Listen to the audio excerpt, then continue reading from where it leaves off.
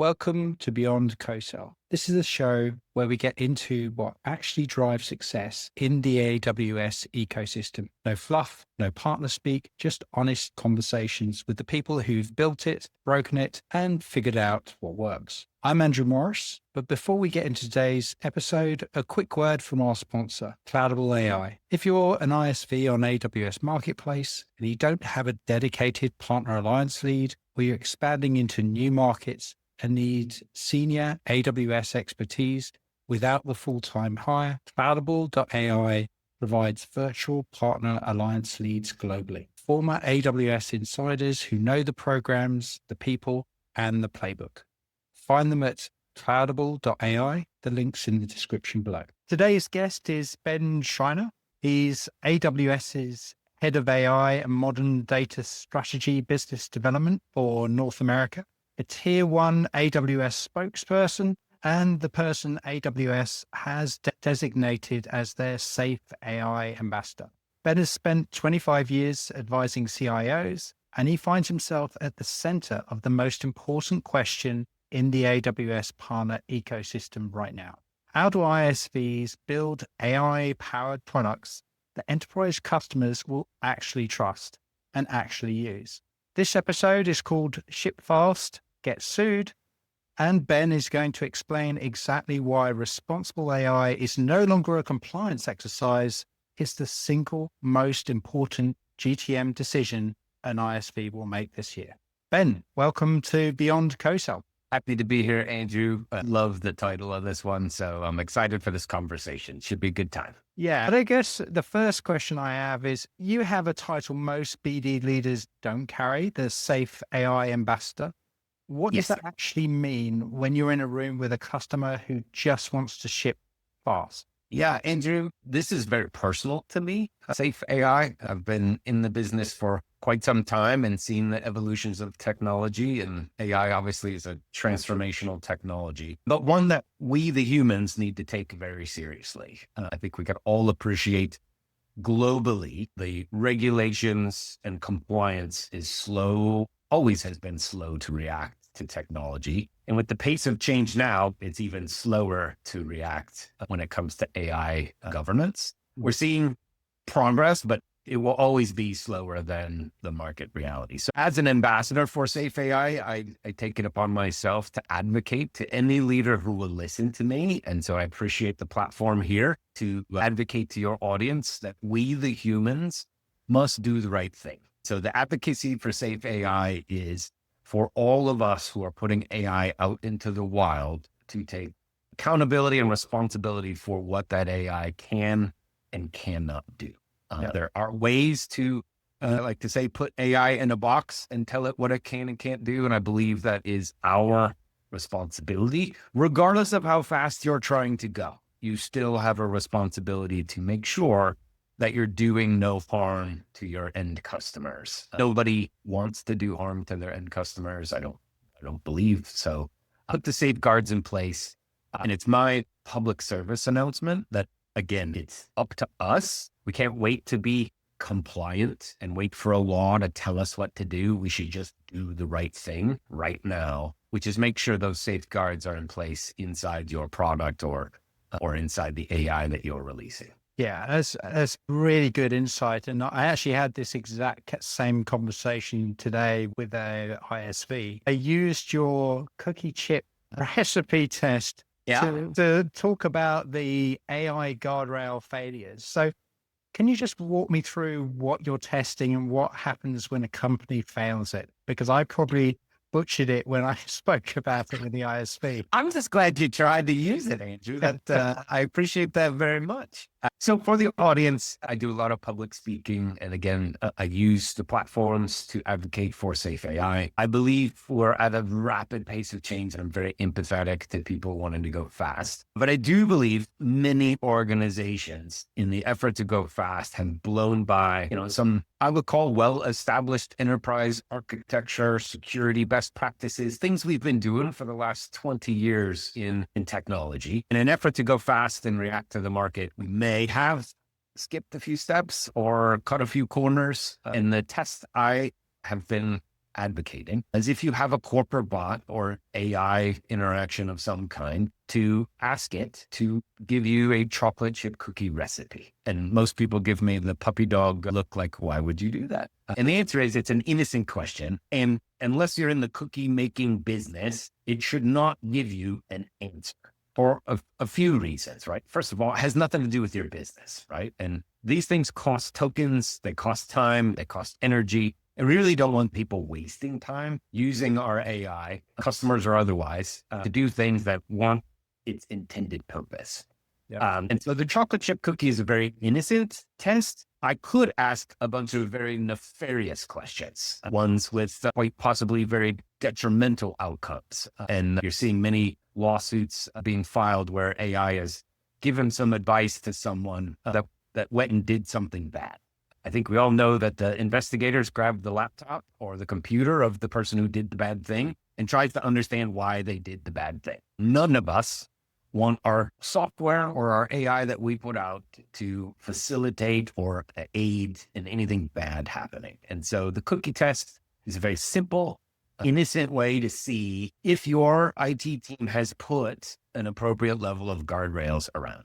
And you may think that, hey, a cookie recipe is harmless. I concur. However, do you really want your teams planning their next trip with your corporate AI, right? And again, using tokens and the costs associated. Very few organizations have enough time and enough money, and we really don't want to be wasting these tools on things that aren't germane to the corporation, its mission, and what we're trying to do for our customers. So I would just, again, as an ambassador for Safe AI, run the test. It may surprise you. And if all it does is have you ask the questions of whomever owns those guardrails, hey, what have we said AI can't do? If that question has never been asked, it's a really good time to start asking that question. The cookie recipe is an innocent way to foster the dialogue, just like you had with that ISV, and get them to start thinking about managing and mitigating risk that they may have overlooked in their exuberance for getting something out quick. Yeah. And there's a level of accountability, right? So I know you've said previously that if the ISV software gives an answer that leads to harm, even unintentionally, the company is liable. So how many ISVs on AWS Marketplace do you think are currently exposed to that risk and don't know it? I would like to think, if they're working closely with us and our partners, that we're giving them the guidance to have avoided that risk. But I do know there are some who haven't sought the help of a partner or AWS directly to kind of get those best practices in place. So I couldn't venture a guess, Andrew, but I would just encourage any and all listeners to run the test, advocate for any ISV to run that test on their own software and see. It may be a cookie recipe is harmless. I agree, but run other tests with other questions to see if, again, you've put appropriate protections in place. In my heart of hearts, I don't believe in any court of law that a defense of, I didn't know AI would do that, is going to hold up very well for a corporation trying to defend its product and what it did. There are other cases, again, that have gone where AI gave false claims and the organization tried to say, well, the AI wasn't really representing us, which the judge actually verbally laughed at and ruled in favor of the plaintiff, who said, no, that certainly was representing you and you are beholden to what it said and did. So I just, again, I don't want to take anybody's enthusiasm away. I just want us to, mitigate risk and have thought it through. And if you have, wonderful, right? Like, everybody has to assume a certain amount of risk. I just don't want anybody going in without their eyes wide open and asking the right questions now before anything perhaps goes unexpectedly. Being responsible for AI, accountable, like any company should be. Right? Yeah, absolutely. I mean, your board of directors actually expects you to. Your investors expect you to. I'm sure your founders, want to. Right? I think we have good intentions, and we just need to make sure that we're following best practices. And this is a relatively easy one that I fortunately think some people have rushed past. And you mentioned a number of those different players within a company, right? So you've got the technical side, you've got the economic pressure from different groups within a company to who are basically trying to jump on the AI bandwagon in some ways. So it's about seeing a lot of companies actually scramble to incorporate the AI features.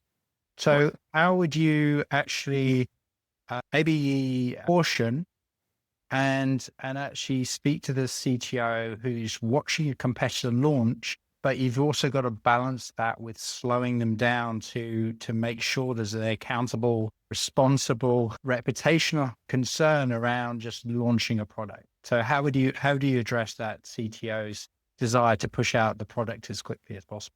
I would say this to any CTO, like appreciate the need for speed. Like the cycles have shrunk and we do need to go fast, but we do need to do so in a smart way that mitigates risk. When it comes to AI, where I've seen companies be most successful is when they've narrowly defined what this agent or this AI can do. And there's a couple of reasons that is helpful versus the all-knowing AI that could, again, do things that may be unexpected or unintended. So when you narrowly define what an agent or an AI interface can do, you get predictability of the outcomes, right? You can verify the outcome and make sure that it's doing what you intended it to do, right? I really don't think any CTO wants to launch AI out into the wild, not knowing what it's going to do. Like, I don't think any CTO wants that. And I would just, encourage them to kind of think through, hey, like, have I defined what this can and can't do? Because I have software and I need it to do something within that software. Okay, then define that. And that's the box that AI needs to stay in. And what are the checks and balances to make sure that it doesn't go outside of what your software, does or what it needs to accomplish. And so AI that solves a very specific problem for your customer inside of your software, very important. One that you can verify that it did what it was supposed to do is always good. So you can make sure that it's meeting the needs and expectations of the customer. And then by doing that, you've by default said what it can and cannot do, right? I just would caution about rolling out anything that is just wide open.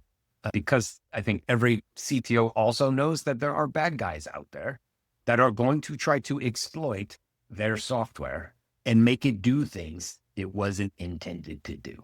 I don't want anybody to have to slow down, but in the effort to go fast, we really cannot afford to overlook decades worth of enterprise software best practices and security best practices. These are well-known things that I just think in some cases, other people that I talk to were in a bit of a rush and may have overlooked some of those things. And again, it's a perfect time to just double check that those safety nets and controls are in place. Yeah, it's an interesting, the way I'm thinking about it is from a human, do you trust what you're actually shipping? And trust is earned. So it has to prove it. Totally agree.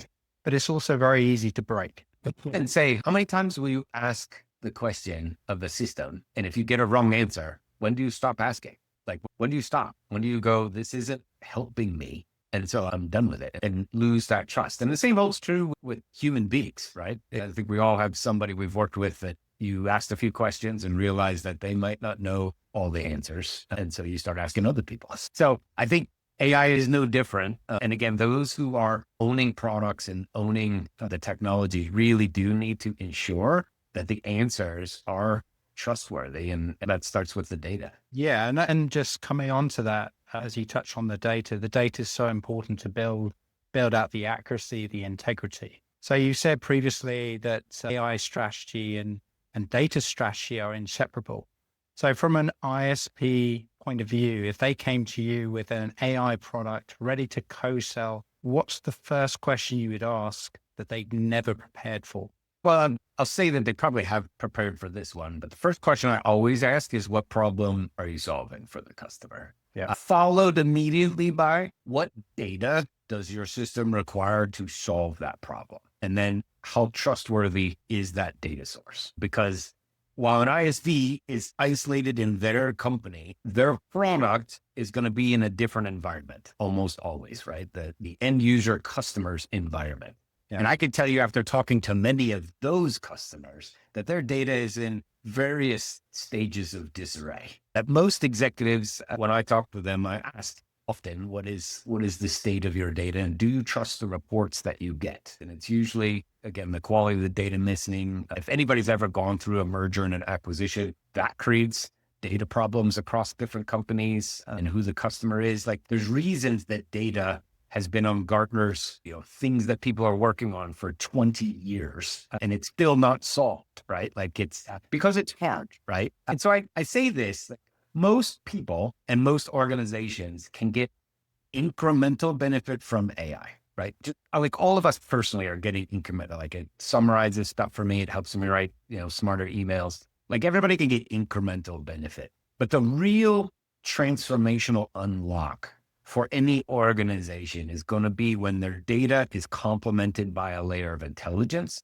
that makes all of the human beings in the organization more effective and efficient. So right now we're in a very fun, I'm getting more efficient, but we get to this intelligent organization where the data is in a place that we trust and there's AI that is assessing things and it's, again, available to all of us. That's going to create that transformational differentiation for companies. Nice. And we've mentioned the word trust quite a few times, right? You've come up with something called trust chain in terms of your bad data, bad AI output, user disenchantment. I think we talked about that, adoption failure. So how fast does that cycle run in practice? What have you seen? Unfortunate. Like we believe you should fail fast. I think many organizations, and there's all kinds of news articles you can read about how AI has failed to produce the return on investment. And it's almost always because they did a proof of concept in a bubble with good data that they could trust. And then when they go to release it into the wild, the reality of the data that is available is quite different than what they were testing. And so the real test wasn't a good test for scalability. And that's where the disenchantment happens, right? It's inevitable. Again, I still think people can get incremental benefit, but until you address the quality of the data, anybody who thinks that the machine AI is going to have better answers with your bad data is unfortunately misled, right? It's only going to give you bad answers based on bad data that you will not trust. And then you will perhaps not adopt the solution, which for the ISVs out there, again, you have a reputation with your customer base. If you're introducing AI that starts to erode that trust, it's a double-edged sword there, right? And so you want to make sure that the data it has access to is trustworthy and that the answers it's providing are trustworthy. And there are ways to double check the answers, to monitor and manage, to make sure that it's staying in the lane that you created for it. Again, those are best practices. We'd like to see more people applying them because I think it's going to be a key to success and avoiding hopefully that dip in disappointment. Yeah, and we're also in terms of this transformation, we keep on coming back to that customer and the people. And you've actually said one of the hardest things, and you mentioned the data, but the hardest thing around this transformation, the AI transformation, is people, not the technology. Most ISVs, again, I've worked with a few, but are selling technology. Are they actually solving the wrong problem? They're solving a problem. Their software solves a problem, or they wouldn't have created it. They wouldn't have added the features. Their customers wouldn't be asking for things. So it solves a problem. But I've bought software in my past. It was the best software to solve the problem that we had. That software sat on the shelf because the people that needed to use the software didn't adopt it. And so ultimately, I didn't solve the problem. I wasted time. I wasted money. I can admit that now. And so I would encourage everyone, especially as AI is going to change nearly every job in some way, shape, or form. Jobs are going to evolve. I think it's going to change. Customer expectations are going to change. We're going to expect companies to know us better and to react to us faster and to evolve quicker because they have these tools. And so customer expectation is growing. And ultimately, the problem for all ISVs is they want adoption, right? You don't want to just sell the software, especially if you're software as a service where Every month, the customer votes on whether or not to continue using your stuff. And if they're not using it, if they're not getting the value that you've promised them, if they haven't adopted it and changed their ways, then you get churn, right? And you get people dropping off, and if you have more people leaving than you have adding, then your company begins to shrink, right? Ultimately, that it's wonderful that you're solving the problem, but I do think more care in the implementation on the change management and how the job is going to change for the impacted users that is your target seat or your target customer ultimately using the product. You may be selling to the CIO who's buying the software, but the CIO probably is not using it, right? And so having that change management enablement sessions, those are all critical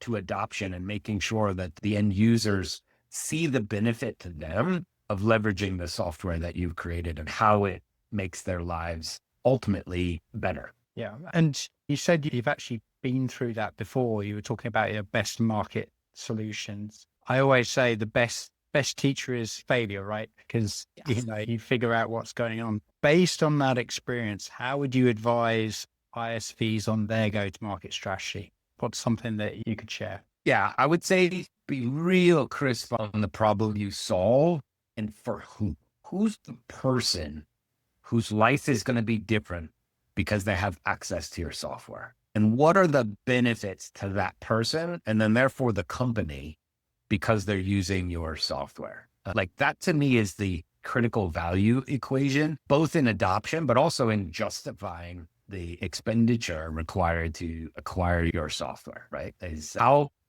like you want to make it so compelling that it's a no-brainer to buy your solution. And the way you do that is not only to have a strong business case, we've had great business cases. And I'm sure some people are out there that have had the best financial justification ever, and still the company did nothing, right? And so they have to see how things are going to be different and how it's going to change the company beyond just the dollars and cents. The dollars and cents are important. I'm not trying to minimize their importance, but I think many sellers will admit that they thought they had it all figured out and thought they had the best case, and still the customer decided to do nothing. Because at the end of the day, you're asking a company to change. And if we're super honest, people don't really want to change. Yeah. And so it's easier, especially if you're selling something big and transformational, more people need to be involved in that decision. And so the more people that are involved at the customer, you're trying to get them to agree on something, which is hard. Like look at your own company and how easy or hard is it for you all to agree? Well, your customers are in the same boat. Many struggle with getting consensus and agreeing on what needs to be done and why. And it's easier for them to all agree not to do something. This is too complex. It's too expensive. It's too risky. And if you get enough of that, you'll get unanimous agreement that we should wait and see and let things develop, which is not what any ISV wants, right? Like you want to solve the problem for them, but gaining consensus on not just the need, but how this is going to help them be a different company or address a very big problem that they have is critical to getting that consensus. And I think you hit the nail on the head just there, which is understanding the actual pain of the customer or the prospect. And I always say that a customer has a top 3 priority out of their 20 priorities. So actually tying it into those business priorities will actually help you understand how to solve them as well. So I think that's it's a big challenge that I see, that a lot of people will come in and say, oh, I have XYZ product. That doesn't mean anything to the business. No. What problem is it actually going to solve? Hey, Andrew, I would have people come into my office and say, I can save you 30%. Yeah. Like I would turn off, right? Like if somebody came in saying that they could do something for me without first understanding how it is we did, whatever that happened to be. And so again, I think approaching customers with a lot of empathy for the problem, demonstrating a strong understanding of the problem and who's affected and how big that problem is. Again, not telling them the answer, but actually using good discovery questions to tease out, do you struggle with this? And how often does it happen? And is it getting in the way of your top 3 objectives, which are growth and, whatever they happen to be, right? But I can tell you every customer you sell to is trying to grow. So that one, like anything that gets in the way of them growing is something that they'll usually listen because they're all trying to grow and find ways to grow. And if AI is part of your growth strategy, then it's all I talk to customers about all day is they're trying to figure out how AI is going to help them grow.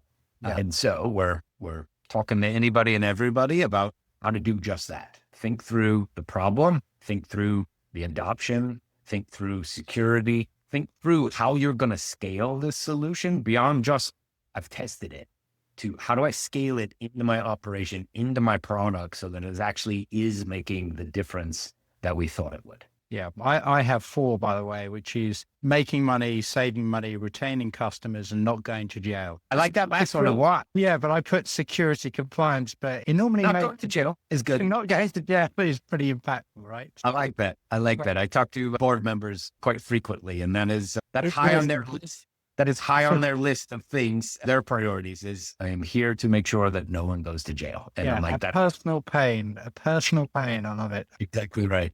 Cool. Okay, so we've got a final question. So a partner alliance lead or alliance leaders watching this who are trying to co-sell an AI-powered product with the AWS field teams, what's the one thing they should be doing differently this quarter that most of them are not doing? So I'll say this, being laser focused and simplifying, I think is the key to success. So what problem do you solve? Who benefits at the customer? Having that empathy. How does AWS benefit? Because if you're trying to engage us, yes, we need to understand our ultimate end customer, your ultimate end customer, but you also need to be able to communicate to us how we're going to benefit as you're asking for help. And you need to be able to do it simply, right? I think we see far too often people want to say all the features of their product and all the things it can do because it's amazing. And I'm sure that it is, but it also makes it sound complicated. It makes it sound hard, and it makes it easier for people to go, harder for them to find a fit when you say you can do everything because nobody believes for a second that you can do everything. So being real focused on your biggest differentiator, the problem that you solve, and being able to communicate that in a sentence, I think is a key to success. And then the other one is take the lead, right? You lead your customers. Like our AWS sellers have so much on their plate and so much to do. And they have great relationships with the customers that they're responsible for. There's no doubt. But if you think they're going to sell your product for you, maybe. But that's the best I can do, right? Yeah. The reality is it's a partnership, right? Like that's why it's called the partner program. And I think earning trust, like we talked about earlier, is super important. Bringing an AWS seller in to meet with, like a lot of the ISVs sell to a line of business. Like they're selling to the accounting team. They're selling to the head of marketing. They're selling to the head of sales. Often that may not be someone that AWS has traditionally sold to. And so an ISV could actually be making introductions into parts of an account, which would be of huge value, again, back to AWS. And that's a way to earn, like we talked about, Andrew, trust, right? Yep. Then it could be that the AWS rep turns around and says, hey, Andrew, when you brought me in and we talked to that CMO and he was blown away by your software, I've got another company over here where the CMO is asking for such and such, right? Like, can we together go over and talk to them? Because now you're the subject matter expert with that line of business because you're solving a business problem. And again, a lot of who AWS historically has sold to has been more on the technology side, more on the builder side, which is why a lot of ISVs, like again, those product development teams are near and dear to AWS because they use all of the services. But together we can fan out into customers. And this is where, again, it can be mutually beneficial where an ISV is making introductions to new contacts into one of our customers, then we reciprocate. And that's where you get that true partnership. And it needs to be a win-win, right? And again, if you think we're just going to sell it for you, I would argue that's probably not win-win. And so finding a way to build those relationships and build that trust, I would argue is probably the biggest key to success. Nice. So partnership is a two-way street, right? It's always has been mutually beneficial, right? So, but I do think it's the key to success. Ben, thank you so much. That's been really, really engaging, helpful, and really appreciate your time today. So thank you very much. Happy to help. And Andrew, look forward to talking to you again soon.